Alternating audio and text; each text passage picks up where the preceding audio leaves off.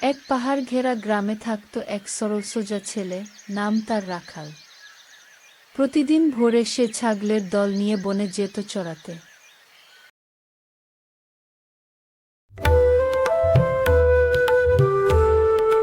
রাখাল তার বাঁশির সুরে ছাগলগুলোকে ডাকত আর ছাগলগুলো বাঁশির শব্দ শুনে দৌড়ে আসত। চলো আমার ছোট্ট সেনাবাহিনী, আজ তোমাদের আমি এক নতুন জায়গায় ঘাস খেতে নিয়ে যাব।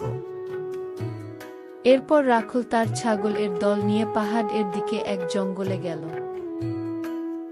গ্রামের মানুষরা সবসময় বলতো রাখাল খুবই সাহসী ছেলে। বনে পৌঁছে রাখাল বসে বাঁশি বাজাতে লাগল। ছাগলগুলো মজা করে ঘাস খাচ্ছে, কেউ নদীর জল খাচ্ছে। হঠাৎ রাখাল দেখল তার মনু ছাগল গভীর জঙ্গলের দিকে যাচ্ছে। এই মুনু, দূরে যাস না রে, ওদিকে বনের ভেতর ভয়ানক বাঘ থাকে। কিন্তু মনু কোনো কথা না শুনেই এগিয়ে যেতে লাগল।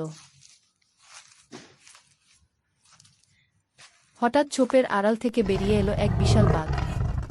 বাঘটি মনুর পথ আটকে দাঁড়াল। বাঘকে দেখে মনু দৌড়ে রাখাল এর কাছে পালিয়ে গেল। বাঘও আস্তে আস্তে রাখালের দিকে এগোতে লাগল। এই রাখাল, আমি 3 দিন কিছু খাইনি, আজ তোমার একটা ছাগল খেয়ে পেট ভরাব। রাখাল কাপা গলায় বলল, বাগদা, তুমি যদি একটা ছাগল খাও, বাকিরা পালাবে, পরে তোমার আবার খিদে পাবে। আমি চাইলে তোমাকে এমন জায়গায় নিয়ে যেতে পারি যেখানে অনেক ছাগল আছে। আচ্ছা, কোথায় ওটা? আমাকে ওখানে নিয়ে চলো। এই তো কাছেই একটা নদী আছে পাশে, সেখানে প্রতিদিন ছাগলগুলো জল খেতে আসে। লোভী বাঘ মনে মনে খুশি হলো আর ভাবল আজ সে অনেক ছাগল খেতে পারবে।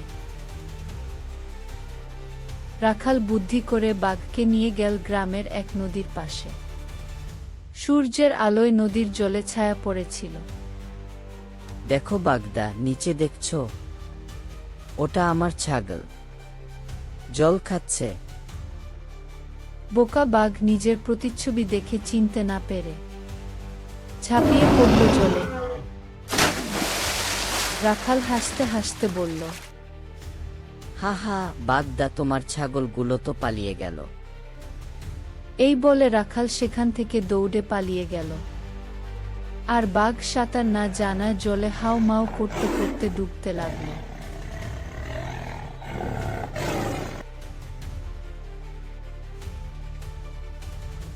রাখাল দৌড়ে গ্রামে গিয়ে গ্রামবাসীদের সব কথা বলল। গ্রামের মানুষরাও হাতে লাঠি নিয়ে বাঘ দেখতে গেল।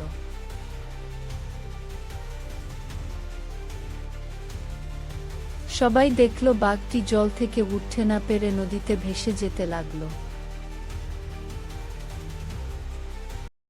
গ্রামের মানুষরাও সবাই হাসতে হাসতে বলল, এই ছেলেটি সত্যিই খুব সাহসী।